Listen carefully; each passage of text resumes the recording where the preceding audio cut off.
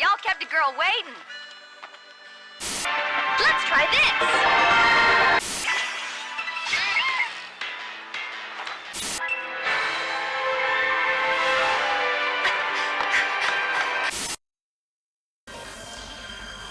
Kimi!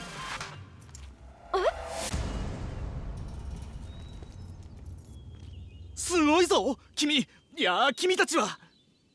え？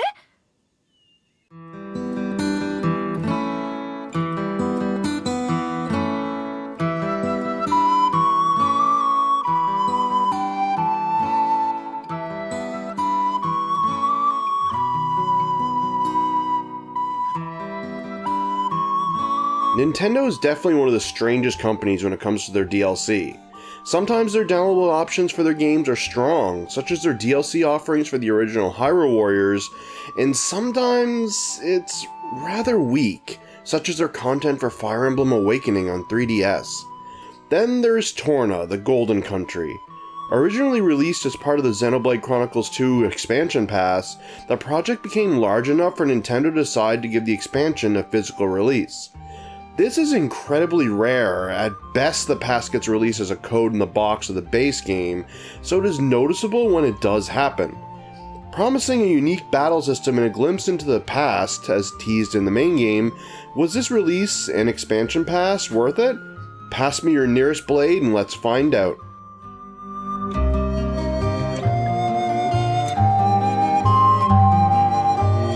The story of Torna centers on the runaway driver Laura, better known to Xenoblade Chronicles 2 players as the driver of the strongest man in Torna, the fabled Blade Jin. Taking place during the Aegis War, set 500 years before the base game, we get to see the events teased to us during Rex's journey play out. Joined by His Imperial Majesty Hugo from Morardain, Morag's ancestor, and the legendary hero Prince Adam in his feisty Aegis Mithra, the Golden Country sees Laura and Jin battle against the evil Aegis Malos and the lost titan of Torna. Despite this grand setup, it's not that grand of a story, with few and far between epic scenes and very few instances of emotional storytelling. What's here is interesting, and seeing all these faces we know or heard of before is enjoyable. It's just odd that it's not more action-packed. Regardless, this is a worthwhile story to experience, sporting an excellent finale, especially if you enjoyed Xenoblade 2's emotional wrecking.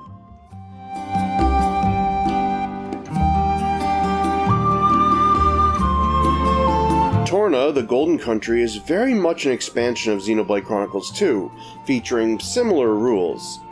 You roam around the large environments the same way, interact with NPCs, collection points, and treasure troves the same way, and engage in combat the same way.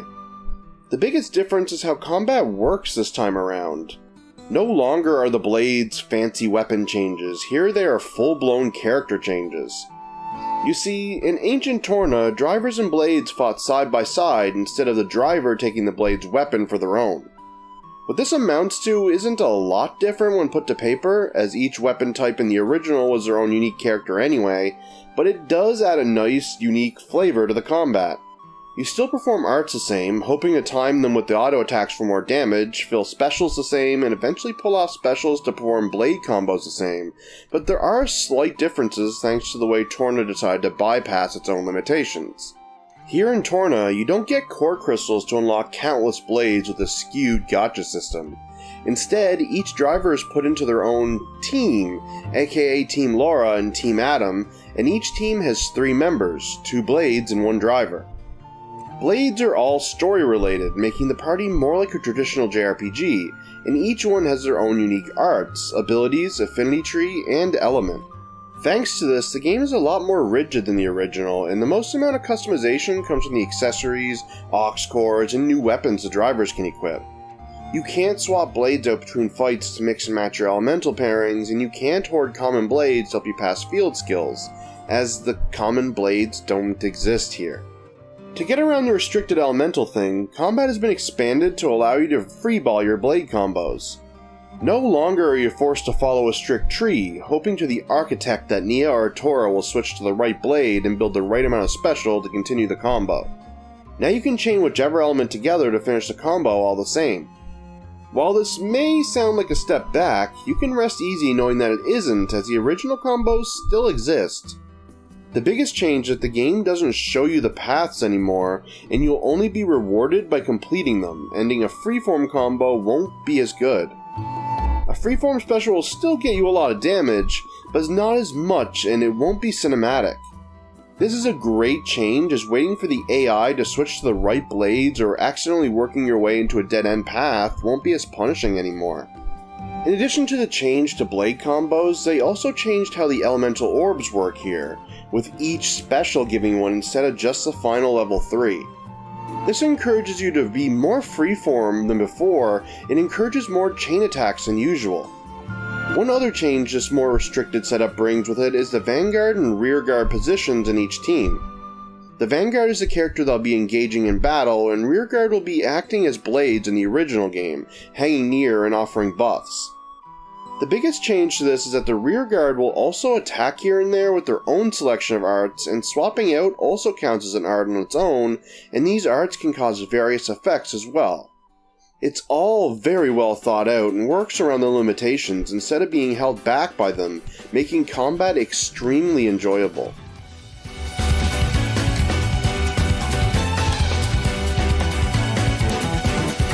Outside of the combat, the game functions much like Xenoblade Chronicles 2 did, just with some new additions. The amount of zones is watered down, and the overall zones are much smaller, but the exploration is bolstered by the addition of new collectibles in the form of ether miasmas, which are black vortexes in the environment, green barrels, and the community.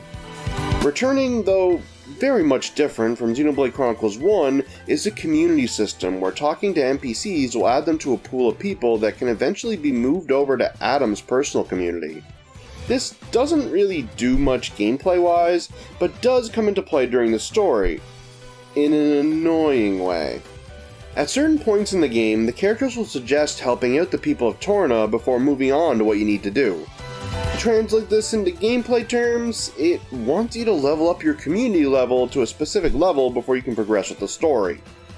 In order to level up the community, you need to get a certain amount of people to join you. There are 2 ways to do this, but only one will be available for 99% of the game, talking to people with a yellow smiley face over their name or completing side quests. Completing side quests will reward you with the quest giver, and sometimes someone involved with the quest, and talking to people will give that person. Side quests will be your main way of progressing this, and that's unfortunate as they are the same levels of enjoyable as the main game, meaning they can be fairly tedious. Now, side quests in the main game serve their function of fleshing out the world a bit and making them feel a little bit more alive. Here, they don't have anything to do with the main story, and they don't really flesh out the world a whole lot, making them fun to do, but not fun to be made to do. While this may be tedious, you can safely skip the dialogue for them if it gets to be too much thanks to their lack of story impact, and it does offer more chances to engage in the fantastic combat.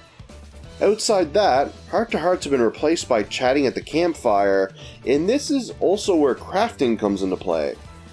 Each character has their own skill and can craft their own items, and this replaces general shops. Overall, it's a bite-sized Xenoblade Chronicles 2, which makes sense considering this is just an expansion side story.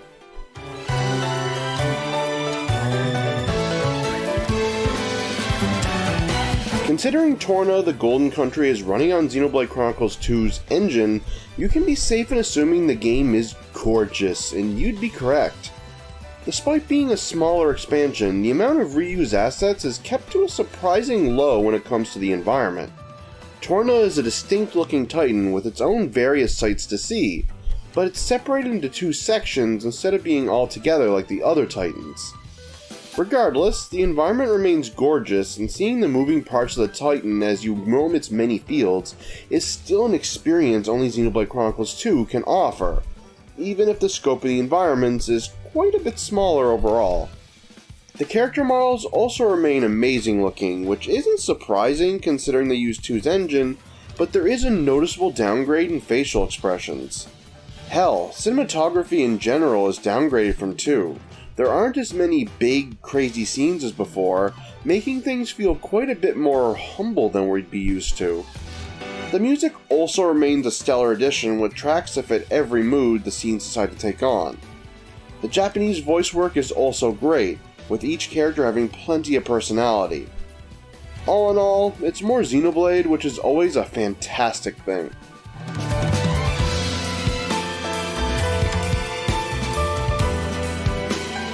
Of course, there are flaws. There always has to be. Sadly, some of the flaws with the base game return, and some return worse personally. As mentioned in passing earlier, field skills are back, which is a negative, though they are at least handled better here with the set parties.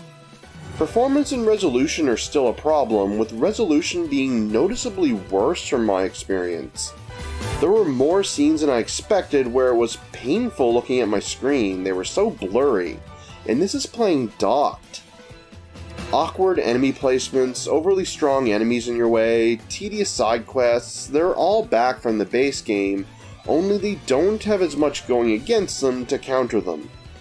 The game feels like it was unneeded, which, fair enough, it is an expansion rather than a continuation, meaning the story will never be as engaging as the original, causing these issues to flare up more than before.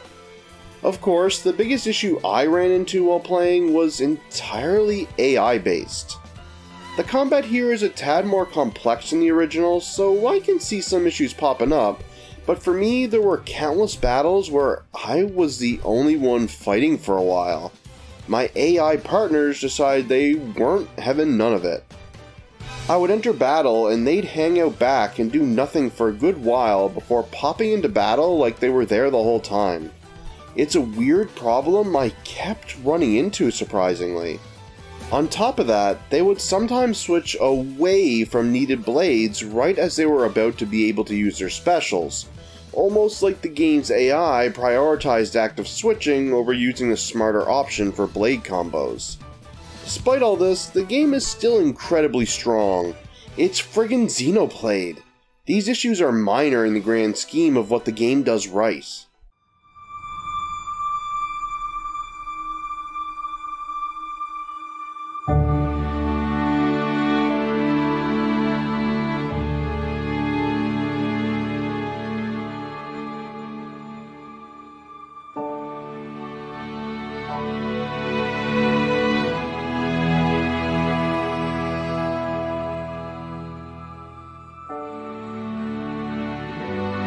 At the end of the day, Torna the Golden Country is more Xenoblade Chronicles 2, and that is excellent on its own. Of course, it's more than that with some new ideas combat-wise, a more refined party, and less RNG-based progression. It's a much more consistent game to sit and play. Of course, not all is perfectly golden and peachy, as there are some serious bouts with tedium thanks to the forced side quests, and some real issues what with the AI and resolution. Thankfully, Laura and Jin's exchange with Prince Adam in the Simpleton Mithra is an immensely enjoyable one, despite needing the base game to get the most out of it. Laura may only get small rewards on her own, but the whole crew, when taken after experiencing the original, earns themselves a 10 out of 10. While the story doesn't have nearly the high highs as the game that spawned it, I won't let anyone take my time with this crew away from me. I'll go to whatever lengths to protect these memories, even if I need to do the unthinkable.